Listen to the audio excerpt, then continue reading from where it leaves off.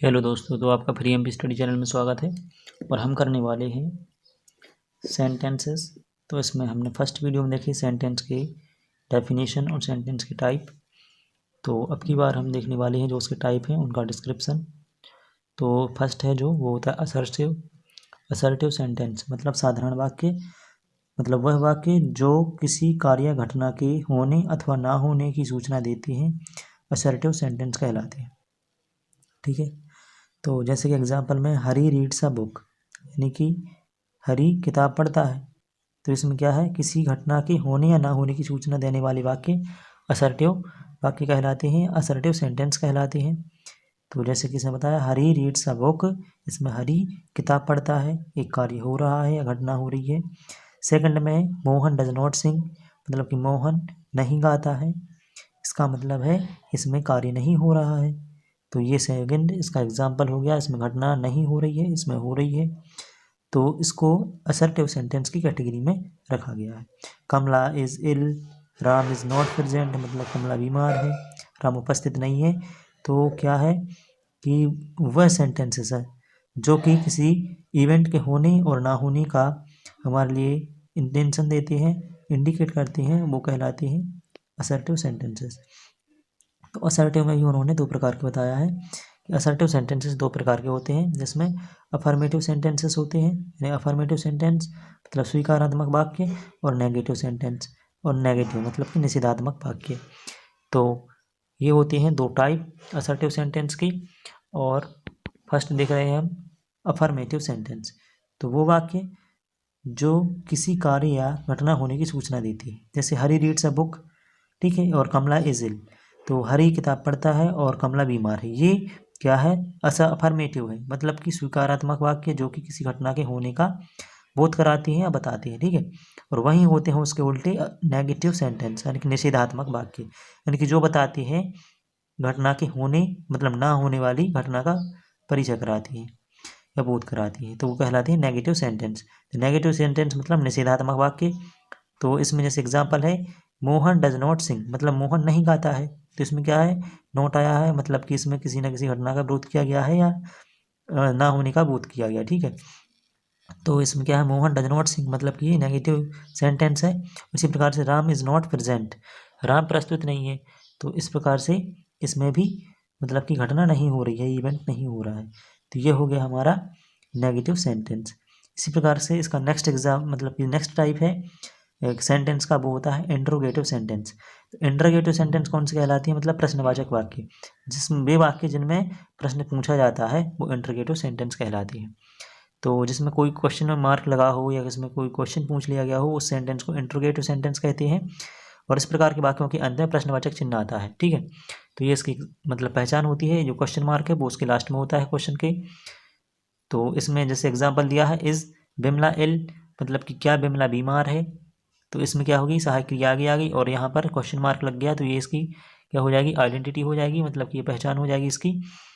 तो is इमला is इल, तो क्या है कि इमला बीमार है क्या, बिमला बीमार है क्या। और उसके बाद सेंटेंस सेकंड है इसका एग्जाम्पल, वो है do you go to school, इसमें भी लास्ट में क्वेश्चन मार्क है, मतलब क्या आप स्कूल जाती हैं, इसमें ही पूछा गया है। तो वो सेंटेंसेस जिसमें मतलब कि प्रश्न किया जाता है या कुछ पूछा जाता है वो इंटरोगेटिव सेंटेंस कहलाती है, और उनके ही लास्ट में क्या होता है, क्वेश्चन मार्क लगा होता है। इसी प्रकार से इसका थर्ड एग्जाम्पल है मे आई कम इन। तो जो सबसे ज़्यादा मतलब कि स्टूडेंट यूज़ करते हैं स्कूल टाइम में वो होता है मे आई कम इन। तो जब क्लास के अंदर जाते हैं तब हम टीचर से परमिशन लेते हैं आने के लिए, तो मे आई कम इन का मतलब क्या मैं अंदर आ सकता हूँ। और इसमें भी क्वेश्चन मार्क है क्योंकि इसमें परमिशन ली गई है या कुछ पूछा गया है। ठीक है, अंदर आने को पूछा गया है। और इसी प्रकार से फोर्थ एग्जाम्पल है कैन यू रन, क्या आप दौड़ सकते हैं। तो इसमें भी पूछा गया है क्या आप दौड़ सकते हैं, तो लास्ट में क्वेश्चन मार्क है। तो इस टाइप के क्वेश्चंस क्या मतलब इस टाइप के सेंटेंसेस कहलाते हैं इंट्रोगेटिव सेंटेंसेस।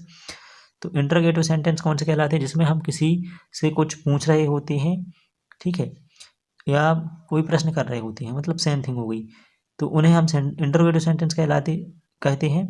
और इनकी पहचान है कि उन क्वेश्चन मतलब कि सेंटेंस के लास्ट में क्वेश्चन मार्क लगा होता है। फिर इसमें एक और पहचान होती है कि मतलब देख रहे हैं आप, कैन एक सहायक क्रिया है मतलब मॉडल है, डू एक सहायक क्रिया है, इज एक सहायक क्रिया है, मे एक मॉडल है, तो ये क्रिया ही है।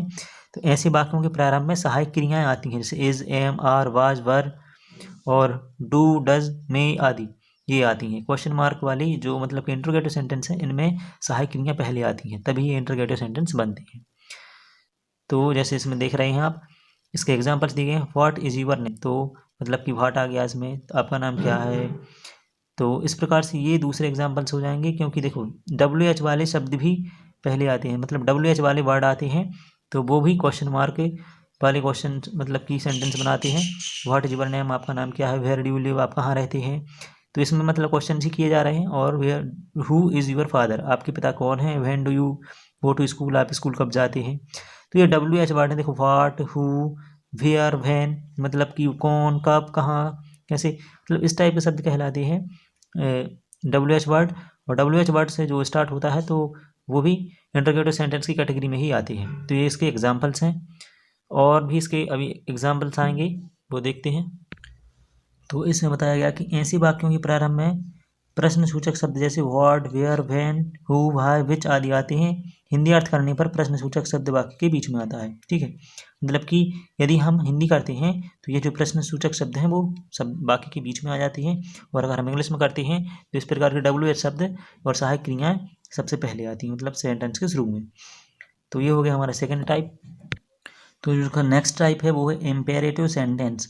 तो ये है थर्ड नंबर का। इम्पेरेटिव सेंटेंस मतलब आज्ञा सूचक वाक्य। तो आज्ञा सूचक वाक्य कौन से कहलाते हैं, जिसमें आज्ञा, प्रार्थना या उपदेश का भाव प्रकट होता है, वह इम्पेरेटिव सेंटेंस कहलाते हैं। तो इम्पेरेटिव सेंटेंस में क्या होती है, आज्ञा होती है, प्रार्थना होती है, उपदेश होती है। ये तीन इंपॉर्टेंट चीज़ हैं जो इम्पेरेटिव सेंटेंस में होती हैं। तो देखिए, आज्ञा में मतलब कि ऑर्डर देना, जैसे गो देयर, वहाँ जाओ। पानी लाओ मतलब ब्रिंग वाटर, पानी लाओ। सिट देयर, यहाँ बैठो, है ना। लुक हेयर, वहाँ देखो। ये क्या होगी, इसमें हम ऑर्डर दे रहे हैं, तो क्या होगी, आज्ञा, ठीक है। इसी प्रकार से क्या हो गई, प्रार्थना, ठीक है, प्रे करना किसी चीज़ के लिए, जैसे प्लीज़ हेल्प मी, मेरी मदद कीजिए। प्लीज़ कम इन, कृपया यहाँ आइए। तो इसमें क्या है, एक प्रार्थना वाला भाव है, इसमें ऑर्डर नहीं है। ऑर्डर मतलब डायरेक्ट, इसमें पहले हम वर्ब का यूज कर देते हैं, और इसमें प्लीज़ वर्ड यूज करते हैं, तो ये हो जाती है प्रार्थना, मतलब पोलाइटली पूछ लेना, ठीक है। इसी प्रकार से होता है उपदेश देना। तो उपदेश मतलब कि किसी को एक अच्छे तरीके में सलाह देना, ठीक है, उपदेश। तो उसमें क्या होता है, ओबे यूर एल्डर्स, मतलब अपने से बड़ों की बात मानो, है ना। तो इस प्रकार की चीज़ें जो है उपदेश में आती हैं, और ये तीन इंपॉर्टेंट चीज़ें हैं इम्पेरेटिव सेंटेंस की, मतलब कि जो बताती हैं, एक प्रॉपर्टी है ये इम्पेरेटिव सेंटेंस की। तो ऐसे वाक्यों में कर्ता यानी यू छिपा रहता है, ठीक है। तो इसमें कहीं ऑब्जेक्ट नज़र नहीं आ रहा है, को मतलब किससे कहा जा रहा है, ठीक है। जैसे कि वहाँ जाओ, कृपया मेरी मदद करो, ब्रिंग वाटर मतलब पानी लाओ। तो इसमें किससे बात की जा रही है, ये इसमें हाइड रहता है। जैसे बताया ना, कर्ता का मतलब कर्ता छिपा हुआ होता है, यानी आप छिपे हुए होते हैं, ठीक है। फिर इसके बाद में नेक्स्ट टाइप है वो है एक्सक्लामेटरी सेंटेंस। तो एक्सक्लामेटरी सेंटेंस मतलब वो वाक्य जो आश्चर्य, दुख, विस्मय या घृणा, करुणा, हर्ष आदि का भाव प्रकट करते हैं। तो इस प्रकार की सेंटेंसेस कहलाती हैं एक्सक्लामेटरी सेंटेंस, यानी विस्मय सूचक वाक्य, जिसमें देखो आश्चर्य हो, दुख हो, विस्मय, घृणा, दया, करुणा, हर्ष आदि का भाव प्रकट हो, उन्हें एक्सक्लेमेटरी सेंटेंस कहते हैं। जैसे कि what is a beautiful girl she's, मतलब what a beautiful girl she's. इसमें आश्चर्य है कि मतलब वाह कितनी लड़की, मतलब कितनी सुंदर लड़की है, ठीक है, कितनी सुंदर लड़की है। तो इस प्रकार से इसमें क्या हो गया, आश्चर्य हो रहा है।